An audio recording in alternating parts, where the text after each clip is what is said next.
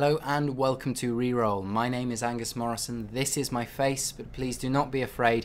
It is here for a good reason.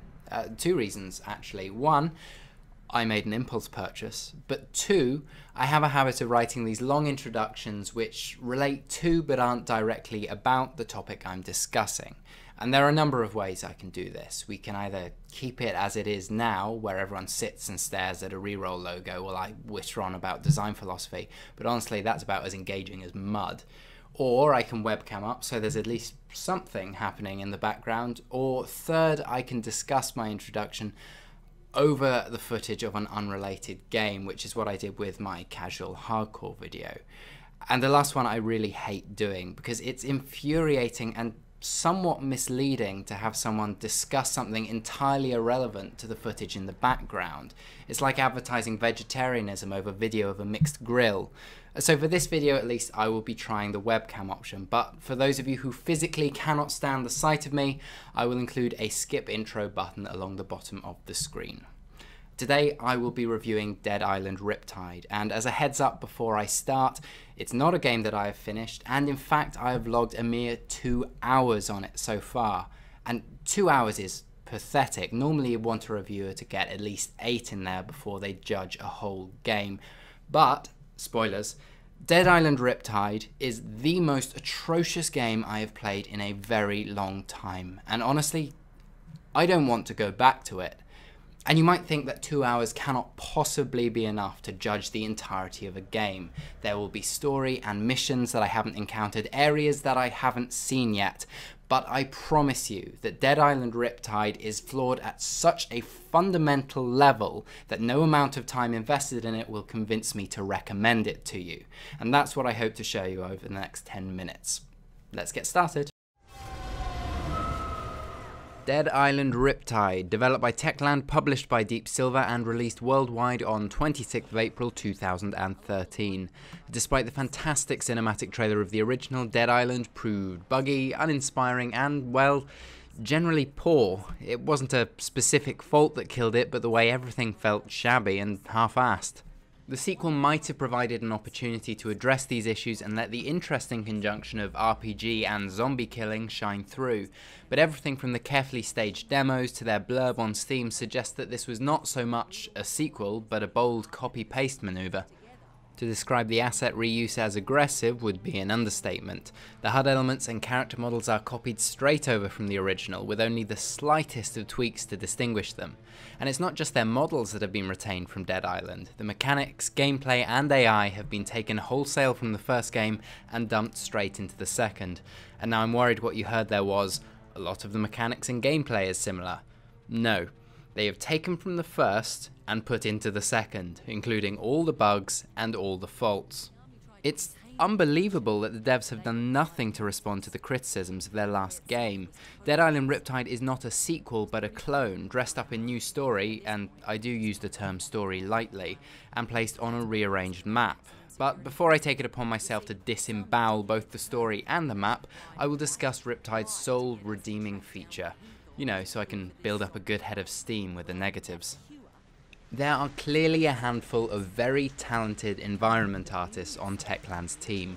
After escaping the dingy corridors of the first level and being released upon the island proper, I was genuinely amazed at the vibrancy of the place. The bright colours and top quality foliage do its tropical setting justice, and the organic arrangements of swaying trees, rock formations, vines, beaches and human detritus were a particular pleasure in a game that feels altogether unnatural.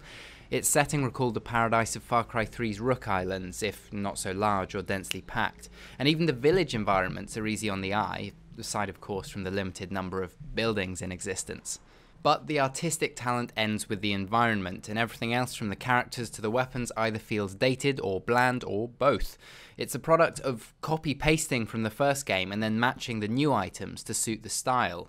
The weapons are distinctly lacking in polygons, and this is a peculiar place to slip up considering Dead Island hypes its arsenal with the enthusiasm of a Borderlands game. You're able to craft myriad weapons and mods using items salvaged from the environment, but the results are lackluster to say the least, really to the point where the effort involved simply isn't worth it. The weapons found in the environment are similarly bland, but at least they don't require extra effort to make. The texture work on the various guns, knives and clubs would have looked dated 3 years ago. One particularly lazy example was a colossal hammer with pixels to match. I mean, pixels the size of your fist. You could kill a man with those pixels. Much of the realism in modern texture work stems from the way that they interact with the light, causing perception of subtle bumps and grooves where there are none. This is then combined with wear and tear effects to give the impression of a real-world item with a history of its own.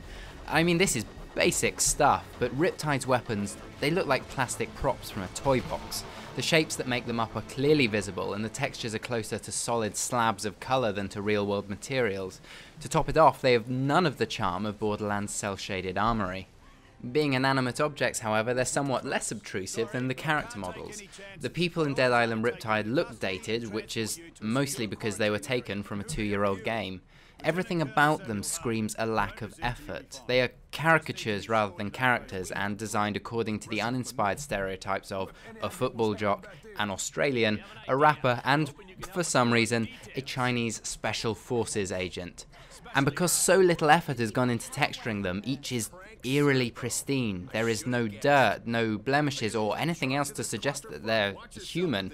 The icing on the cake is their peculiar sheen and solid helmet of hair. They are unnatural plastic models which talk and move with the grace of a Barbie doll. Things are exacerbated by the unintentionally hilarious script. Action, apocalypse and zombie cliches have been harvested from every B-movie ever released and fused into an almighty humorless mess. And that's just it. We can do away with originality and still produce a passable game, but it cracks me up because there is not even the slightest hint of irony in the recycled dirge that constitutes dialogue. I lack the vocabulary to describe how little substance there is to the game's story, so allow me to share with you some of the experience. And don't worry, this won't contain spoilers if you've ever watched a film in your life. Last time we trusted the army, they threw us in a cage. Look, I understand how you feel, but we don't have much time here. This island, it's about to be nuked. Nuked? Yeah, we heard that same story on the north. You know, bombs fell there. You sure about that? This would explain all the air traffic recently. Choppers flying out with equipment crates. That's right. They have to cover up what they've done here. And once they're through evacuating the island... They're dropping a bomb?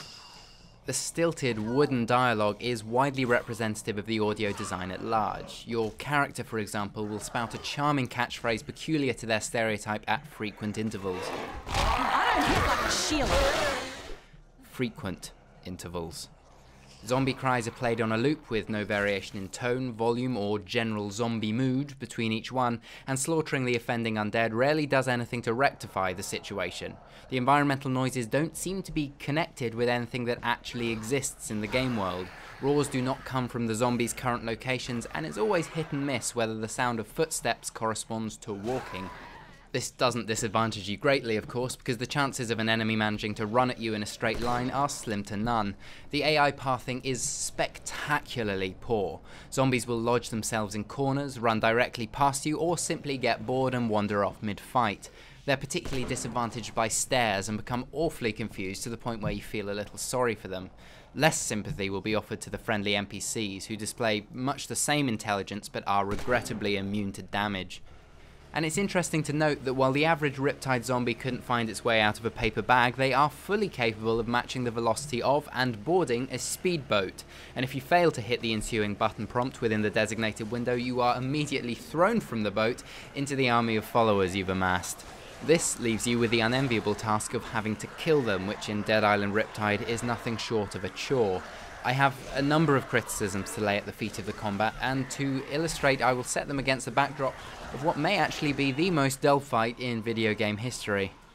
We have already seen that animation, among many other things, is not Techland's strong suit, and this is particularly noticeable when it comes to combat. While unarmed or using fist weapons, your arms windmill like they're possessed, and for clubs and blades you become stuck in a loop of 1 or 2 animations which then go round ad nauseum. There is no flow to the combat. The kick ability used to knock zombies down is an amusing highlight, again lifted from Dead Island, because when your stamina bar runs out, your kicks stop doing damage but the ability continues to function. It is entirely possible to stand in a corner on one leg and kick down zombies until the end of time. There's no joy to be found in it, however, because there's simply no satisfying weight to the combat, no sense that you're present, no feeling that your kicks, slaps and stabs are making contact, and the collision detection is so random that often you don't make contact. It's incredibly hard to gauge the distance from knife to target. The animation and audio should collude to give the sensation that you are firing a powerful weapon. In Dead Island Riptide, you'll feel like a guy mashing a left mouse button. It's not exactly escapism. The movement too, just walking feels like you're trying to travel through soup, and God forbid you need to climb a box or pass a ledge. Where you think your feet are and where the game thinks your feet are two very different things. One fantastic loading screen tip advised that I should scale boxes to get up high if I was rushed by a horde, but if you can coax your character onto Riptide's rooftops while under attack by walkers, get in touch because you deserve a fucking medal. The shoddy standards aren't just limited to the game world, however. No. The QA department were clearly having an off day because there's more bug than game. You'll notice I'm using footage of the options menu here, and you'll see that it has a fair range of options, nothing particularly deep like AA or FOV control, but you can tailor the graphics a little at least, if you're willing to risk touching them. Changing to full screen crashes my game, which is unfortunate considering that full screen is necessary to alter the brightness. I am able to alter the other settings though, but only provided I do so one at a time with a manual restart between each change. Any more than that, crashes my game. But perhaps that's a good thing. Dead Island is so poorly optimized that I suffer from random frame rate drops even on medium settings, and I don't want to provoke it further. I could go on. I have whole lists here of bugs, lazy design, plain bad ideas. The MMO style questing is dull and outdated, the hub defense missions are torturously dull, the talent system provides no feeling of reward or sense of progression, the list goes on and on and on and on. Suffice it to say though that at all times it feels like you are working against the game, struggling both physically and mentally against broken systems. There is not an original thought in Riptide's head, and everything it has been stolen from somewhere else and mashed badly together. It owes debts to Left 4 Dead, Borderlands, Warcraft, and every action movie ever created. The wholesale lifting from the original is particularly embarrassing. You might argue that it is made to be played in co-op, and while it would certainly break the monotony to laugh at its failings with friends, I'd rather join them in a game which is funny by design and doesn't punish by its failings. Put your credit card away and step away from Steam. This is not a game I would recommend to anyone. I played Dead Island Riptide for 2 hours, and it was a long 2 hours.